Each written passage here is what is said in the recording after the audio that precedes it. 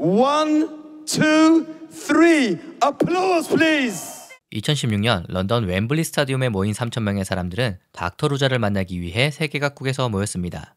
옥스포드 박사, 세계적인 컨설팅 회사 맥킨지 출신, 2년 연속 불가리아 비즈니스 여성 수상, 포브스의 표지 모델, 세계 5개 국어 구사. 이처럼 화려한 이력을 가진 그녀가 만든 암호화폐 원코인에 투자한 사람들이죠. 그러나 다단계 마케팅으로 판매된 원코인은 블록체인도 존재하지 않는 가짜 암호화폐였으며 350만 명이 투자한 150억 달러, 하나로 약 20조는 그녀와 함께 사라져버립니다. 그리고 존경받던 여성 사업가 루자 이그나토바는 FBI의 10대 지명 수배자 명단에 올라 있습니다. 이제 역대 최악의 폰지 사기 중 하나인 원코인 사건의 모든 것을 파헤쳐 보도록 하겠습니다. 1980년 5월 30일 불가리아에서 태어난 루자 이그나토바. 그녀의 가족은 1990년 독일이 통일될 때 불가리아를 떠나 독일 남서쪽의 작은 마을 슈란베르크로 이민을 갑니다. 어릴 때부터 루자는 천재로 불릴 만큼 머리가 좋았습니다. 18살의 그녀는 독일의 명문대인 콘스탄츠 대학에 장학금을 받고 입학하여 법학 박사를, 그 후에는 영국 옥스포드 대학에서 법학 박사를 받습니다. 졸업 후에는 본인의 고향인 불가리아로 돌아와 세계적으로 유명한 맥킨지 앤 컴퍼니에서 일하며 세계 최고의 은행들을 대상으로 컨설턴트 업무를 합니다.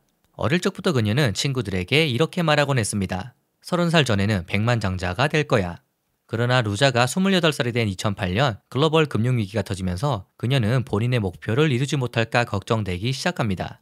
결국 2009년 맥킨지의 소피아 사무실은 폐쇄되었고 루자는 독일로 돌아가 평범한 회사원이 되기보다는 불가리아에 남아 사업을 하기로 결정하죠. 성공에 대한 열망, 유명해지고 싶은 열망이 누구보다 컸던 그녀는 2009년 불가리아의 한 여성 잡지 파티에서 아이슬란드의 플레이보이 모델이며 아이스퀸이라 불리는 셀럽 아스티스랑과 가장 친한 친구가 됩니다. 그리고 그녀를 통해 불가리아의 사업가 및 정치인들과 인연을 쌓아나갑니다. 덕분에 보이코 보리소프 총리의 오랜 파트너이자 2012년 포브스 선정 불가리아에서 가장 영향력 있는 여성으로 평가받은 츠베텔리나 보리슬라보바가 운영하는 불가리아 최대 투자회사 CSIF에서 CEO로 일합니다. 성공을 향한 몇 년간의 노력 끝에 2013년 초 루자는 비즈니스, 정치 분야에서 인정받기 시작했지만 그녀의 꿈인 백만장자에는 터무니없이 모자랐죠. 그러던 중 그녀는 본인의 인생을 바꿀지도 모르는 아이템을 발견하고 연구하기 시작합니다. 바로 비트코인 말이죠. 세바스찬은 어릴 때부터 타고난 달변가이자 마케터였습니다. 단 10분 전에 들었던 내용을 자신 있게 외우고 말할 수 있을 정도였죠. 그의 꿈은 성공적인 기업가가 되는 것이었으며 홍보를 위한 완벽한 매력, 그리고 허세를 갖고 있었죠. 그리고 그는 조만간 다단계 마케팅의 대가가 됩니다. 사실 다단계 마케팅 자체는 불법이 아닙니다. 아메이, 허벌라이프 등의 글로벌 기업들도 다단계로 운영되고 있으며 이곳의 프로모터들은 비타민이나 화장품 등의 물리적 제품을 팔고 있습니다. 그러나 세바스찬이 판매한 상품은 다소 특이했습니다. 그는 소셜미디어 플랫폼인 사이트토크에 가상 주식을 팔았습니다. 물리적 제품이 아닌 디지털 제품을 판 거죠. 그는 사이트토크가 몇 년 안에 제2의 페이스북이 될 것이라며 홍보했고 사이트토크는 순식간에 10만 명 이상의 투자자를 모집합니다. 결과적으로 사이트토크는 실패하고 말았지만 세바스찬은 다단계 마케팅에서 큰 돈을 벌 수 있다는 확신을 가지게 되고 더 큰 기회의 땅을 찾아 스톡홀름에서 싱가포르로 향합니다. 하지만 여러 다단계 사업을 창업했음에도 불구하고 그는 번번이 망했습니다. 그는 대중 앞에서 사람들을 흥분시키는 데는 천부적이었지만 아이디어를 사업으로 전환하는 실행력과 인내심은 부족했죠.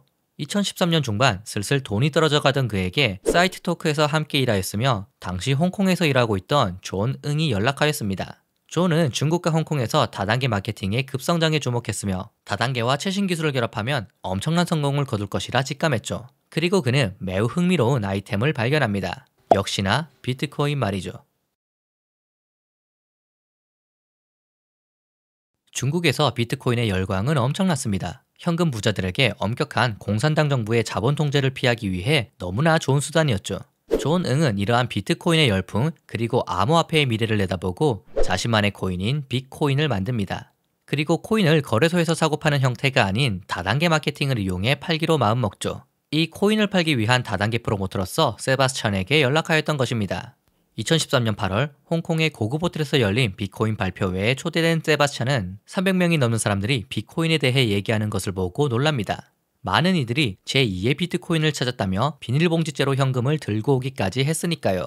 이렇게 세바스찬은 비트코인에 합류합니다. 금융혁명 그리고 결제의 미래에 대해 30분 동안 유창하게 떠드는 그는 이제 암호화폐 전문가로 변모했습니다. 그의 홍보 효과 덕분에 수십만 달러가 비트코인으로 흘러들어옵니다. 그리고 2013년 11월 세바스찬은 싱가포르에서 열린 암호화폐 세미나에 참석하여 금융 천재로 소문난 여성이 발표하는 것을 듣습니다. 바로 루자 이그나토바였죠. 루자는 본인만의 암호화폐를 만들기 위한 자금 조달을 위해 싱가포르에 오게 된 것입니다. 홍보의 달인인 세바스찬이 듣기에 그녀의 발표 내용은 특별한 것이 없었지만 한 가지 마음에 들었던 것은 그녀의 금융과 은행에 대한 이해도였죠. 루자의 발표가 끝나고 세바스찬은 그녀와 얘기를 나눕니다. 혹시 다단계 마케팅은 고려해 보셨나요? 아니요, 별로 좋아 보이지는 않네요. 그러나 얼마간의 대화 후 루자는 비트코인에 합류하게 됩니다. 존은 회사의 전략과 방향을 책임졌습니다. 세바스찬은 마케팅을 담당했으며 루자는 법률, 은행 및 기업 자문을 제공했습니다. 하지만 비트코인이 점점 커지고 매일 사람들이 현금으로 가득 찬 비닐봉지를 들고 오는 것을 본 후 세바스찬과 루자는 다른 생각을 가지게 됩니다. 바로 존의 아이디어를 훔쳐 그들만의 코인을 만들자는 생각 말이죠. 그렇게 역사상 최악의 폰지 사기 암호화폐 원코인이 탄생합니다. 다단계 홍보에 자신이 있었지 창업에는 자신이 없었던 세바스찬은 처음부터 셋업을 해줄 전문가가 필요했습니다. 그리고 그는 완벽한 전문가를 알고 있었죠. 스웨덴 출신의 열정적인 쇼맨 유하 파리알라. 항상 다이아몬드로 장식된 은색 해골 지팡이를 들고 무대를 휘젓는 그는 엄청난 화술을 지닌 다단계 마케팅계의 최고 전문가였죠. 그는 몇 년 전 태국으로 이주한 후 아시아에서 다단계 마케팅 네트워크를 구축한 상태였습니다. 루자는 유하에게 스카이프를 통해 40분 동안 본인의 회사 소개를 합니다.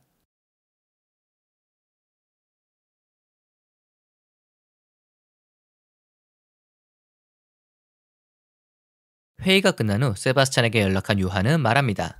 이게 도대체 무슨 말이야? 하나도 이해를 못하겠는데?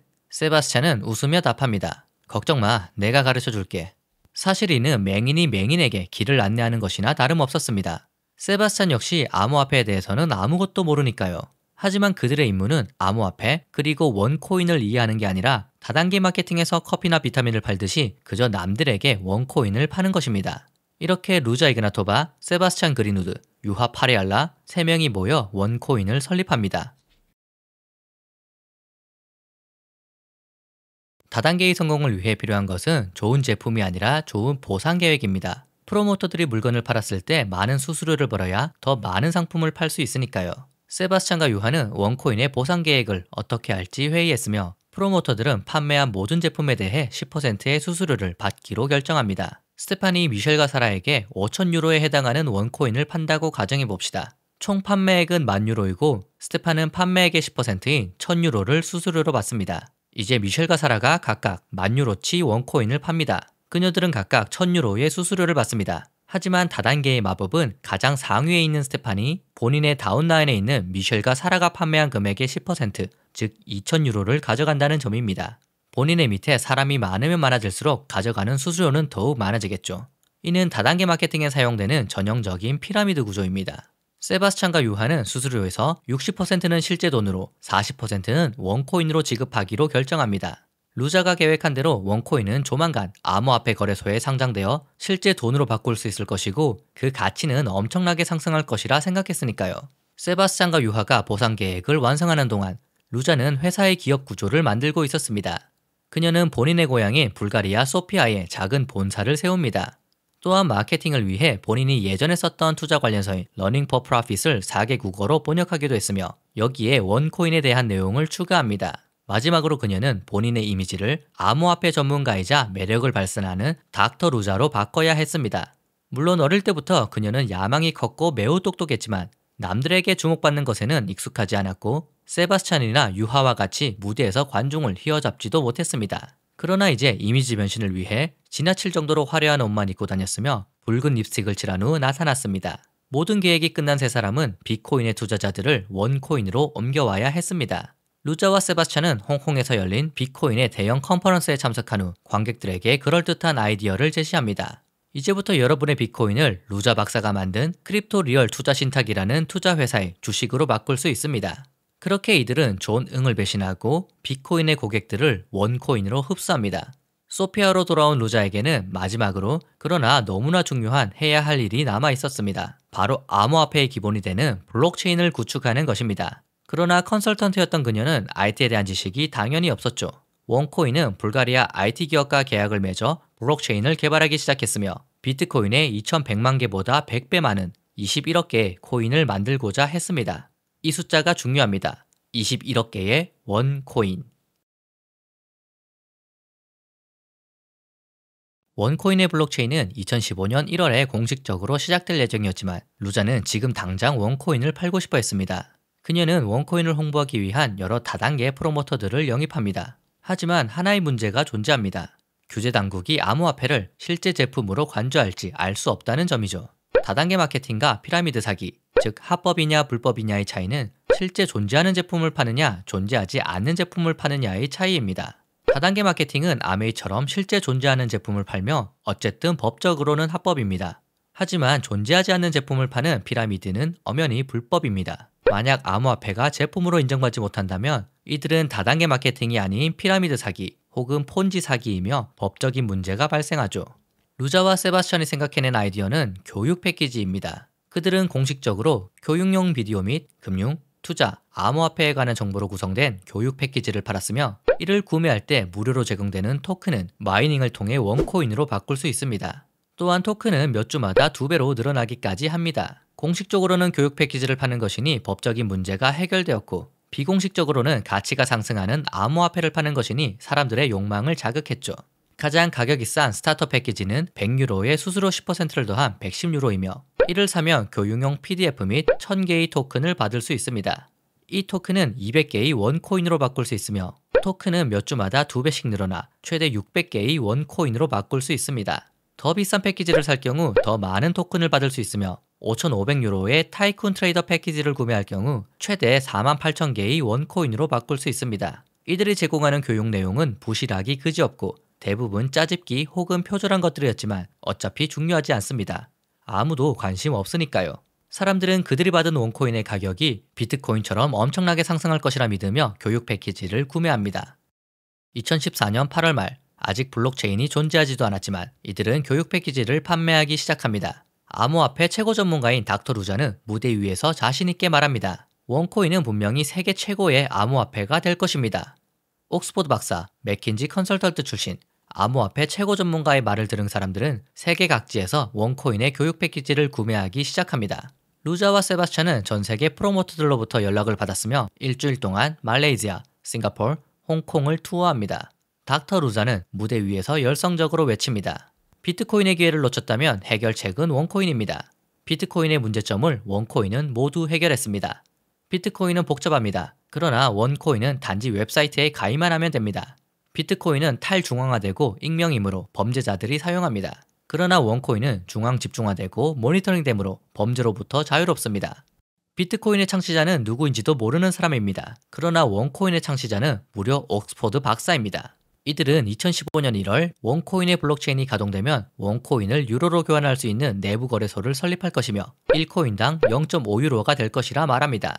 만약 5,500유로의 패키지를 산다면 48,000개의 코인을 받을 수 있으며 개당 0.5유로에 팔 수 있다면 이는 24,000유로에 해당합니다. 즉 몇 달 만에 4배가 넘는 수익을 기록할 수 있는 기회였죠.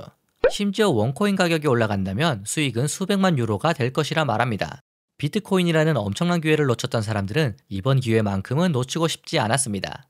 말레이시아에서만 700명의 사람들이 원코인에 가입했으며 2014년 11월에는 전 세계에서 2,000명의 사람들이 100만 유로 이상을 투자했습니다. 그리고 2014년 12월 원코인 회원수는 순식간에 10,000명을 돌파합니다. 블록체인에서 생성된 첫 번째 블록을 제네시스 블록이라 합니다. 원코인의 제네시스 블록을 축하하기 위해 500명 이상의 사람들이 홍콩의 한 호텔에 모입니다. 이들 앞에서 루자는 말합니다. 이 방에 있는 모든 사람들은 엄청난 부자가 될 것입니다. 사실 루자가 말하는 내용은 블록체인이 무엇인지 아는 사람들에겐 너무나 이상한 것들이죠. 비트코인의 경우 투명하게 채굴되고 정보가 분산되지만 원코인의 채굴은 원코인 본사만이 알 수 있으며 어디서 이루어지는지도 알 수 없습니다. 그러나 사람들에게 그건 전혀 중요하지 않습니다. 단지 원코인이 제2의 비트코인이 아니 그것을 뛰어넘는 코인이 될 것이라는 사실만 믿었으니까요. 제네시스 블록이 만들어진 후 원코인이 생성되었고 투자자들의 계정에도 원코인이 들어옵니다.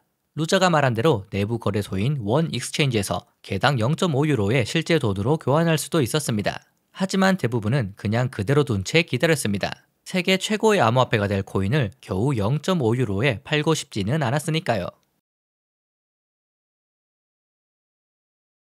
유럽뿐만 아니라 미국, 라틴 아메리카, 아시아, 아프리카에서도 기존 다단계 마케팅을 하던 이들은 원코인을 판매하기 시작했고, 이들을 믿고 자신의 전 재산을 투자하는 이들은 수도 없이 많았습니다. 몇 달 만에 10배가 될 것이라는 프로모터들의 말을 듣고 부모, 형제, 친구들에게도 원코인 가입을 권유합니다. 실제로 그들이 보유한 원코인의 가치는 몇 주마다 2배가 되었으니까요.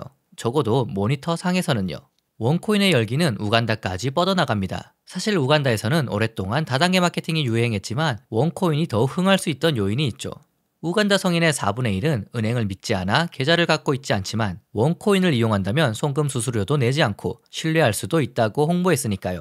2016년 우간다에서만 무려 5만 명이 원코인에 투자합니다. 사람들은 집, 땅, 가축을 모두 팔아 전 재산을 이곳에 투자했습니다. 2015년 여름, 루자는 세계적으로 유명한 잡지 포브스에 등장합니다. 불가리아에서 만든 암호화폐라는 인터뷰에서 그녀는 다가올 암호화폐에 대해 이야기합니다. 전 세계에서 가장 유명한 비즈니스 잡지의 표지 모델의 그녀가 등장하자 원코인은 이를 대대적으로 홍보합니다. 다단계 판매자들 역시 이를 본인의 친구, 친척에게 공유하며 원코인 투자를 독려합니다. 하지만 이는 트릭에 불과했습니다. 그녀는 포브스의 불가리아판에 실제 기사와 거의 구분할 수 없는 광고를 내보내었던 거죠. 그녀의 사진 옆에는 광고임을 나타내는 불가리아어로 된 문구가 있었지만 투자자들 대부분은 불가리아어를 몰랐죠. 그리고 몇 달 후인 2015년 11월 역시나 세계적으로 유명한 비즈니스 잡지 이코노미스트가 불가리아 소피아에서 개최한 컨퍼런스에서 루자는 기조 연설을 합니다. 그러나 이 역시도 잘 짜여진 사기극입니다. 행사를 주관하는 회사는 스폰서들에게 발표할 수 있는 기회를 주곤 했으며 이 행사의 가장 큰 스폰서는 바로 원코인이었죠. 그녀는 15분간 연설을 하였으며 그녀의 영상은 전 세계에 퍼집니다. 2015년 11월 원코인은 불과 15개월 만에 매출 10억 유로를 돌파합니다. 루자는 급속하게 성장하는 원코인의 자산과 본인의 자산을 관리하는 것을 도와줄 사람이 필요했습니다. 그녀는 평소 알고 지내던 미국 캘리포니아의 금융 전문가 길버트 아르멘타에게 도움을 구합니다. 길버트는 금융의 회색지대에서 일하면서 문제가 있어 일반적인 은행 거래를 하기 힘든 업체들에 돈을 이동하는 것을 도왔습니다. 그는 원코인의 자금을 관리하는 것뿐만 아니라 루자의 개인 자산을 관리하는 것 역시 도와줍니다. 그리고 루자와 길버트는 서로에게 끌려 사귀기 시작합니다. 이는 훗날 그녀가 저지른 가장 큰 실수가 되지만 말이죠. 루자의 인생에서 가장 우선순위는 일 그리고 성공이었습니다. 그러나 수년간 쉬지 않고 일만 했던 그녀는 삶의 전환점이 필요했고 문득 아기가 가지고 싶었습니다. 그리고 2016년 가을 그녀는 딸을 출산할 예정이었습니다. 이는 그녀의 삶에서 많은 부분을 변화시킵니다. 아이를 키우기에는 독일이나 불가리아보다는 영국이 좋다고 판단하여 200억 원에 달하는 런던의 호화로운 펜트하우스로 이사를 합니다. 또한 오랫동안 떨어져 있던 그녀의 동생 콘스탄틴 이그나토브에게 오랜만에 연락합니다. 콘스탄틴, 내 개인 비서가 되러 와줄래? 콘스탄틴은 누나와는 정반대의 삶을 살고 있었습니다. 포르쉐 공장에서 포크리프트를 조종하며 매달 2,800유로를 벌고 친구들과 노는 것이 즐거운 평범한 청년이었죠. 매주 최소한 4번은 헬스장에 다닐 만큼 운동광이었으며 누나처럼 머리가 좋은 것도 아니었으며 블록체인이나 암호화폐 같은 것은 전혀 이해할 수 없었습니다. 그러나 그는 어릴 적부터 누나를 믿고 존경했습니다. 그렇게 콘스탄틴은 누나를 돕기 위해 그리고 부모님과 더 많은 시간을 보내기 위해 원코인에 합류합니다. 런던 사우스 켄싱턴의 빅토리아 앤 앨버트 박물관에 마이크로소프트나 애플의 론칭 이벤트보다 화려한 이벤트가 펼쳐졌습니다. 바로 루자의 36번째 생일을 축하하는 자리였죠. 이제 그녀는 크립토 퀸, 즉 암호화폐 여왕이라 불리며 엄청난 유명인사가 되었습니다. 원코인에 가입한 수십만 명의 회원 중 이 초대장을 받은 사람은 150명 뿐이었으며 이는 곧 그녀에게 인정받았음을 의미합니다. 황금색 생일 케이크가 무대로 올라왔으며 그 위에는 Happy Birthday, Crypto Queen 이라는 글자가 새겨져 있었습니다. 영국의 유명 가수 톰 존스가 무대에 올라와 공연을 하기도 했죠.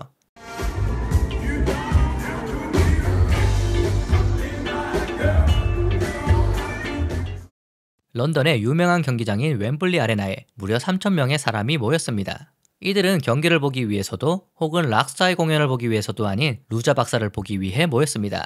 코인러쉬 이벤트의 가격은 200유로나 되었지만 일찌감치 매진되었죠. 오전부터 다단계 마케팅에 스타들이 나와 연설을 하기 시작했습니다. 여러분도 나처럼 부자가 될 수 있습니다. 경기장 안의 사람들은 환희에 가득 찼습니다. 원코인의 성장세는 여전했으며 최근 코인당 가격은 5.95유로까지 올랐으니까요. 그러나 백스테이지를 왔다 갔다 하는 루자는 불안했습니다. 오늘 중대 발표를 해야 했고 그 반응을 예측할 수 없었으니까요. 앞서 말했듯 2014년 7월 처음 원코인을 설계할 때 원코인은 비트코인보다 100배 많은 21억 개의 코인을 발행했습니다. 그러나 원코인의 성장은 누구도 예상하지 못할 정도였고 18개월이 지난 2016년 사람들에게 나눠줄 코인이 부족해졌습니다. 원코인은 다단계 마케팅을 통해 판매되므로 더 이상 코인이 없다는 것은 프로모터들이 더 이상 패키지를 팔 수 없다는 것이며 이는 곧 붕괴를 의미합니다. 유일한 해결책은 새로운 블록체인으로 옮겨 훨씬 많은 코인을 발행하는 것이죠. 그렇게 오늘 그녀는 기존보다 50배 많은 1200억 개의 코인으로 구성될 새로운 시스템을 발표해야 했습니다. But we have no coins left anymore for the merchants, and I have no coins to start using. And the third option is to increase the number of our coins. And we will go up to 120 billion coins. Of course, we cannot do it with our blockchain like today. We need to retire our blockchain and we will launch a new blockchain on the 1st of October this year. If you have 1,000 coins on your account and 1,000 in the mining, what we will do as a company, we will double the coins on your account. 발행량은 50배가 늘어나지만 가격은 완전히 동일하게 유지되거나 오히려 증가하고 모든 사람들은 현재 보유한 코인보다 2배를 가지게 될 것이다.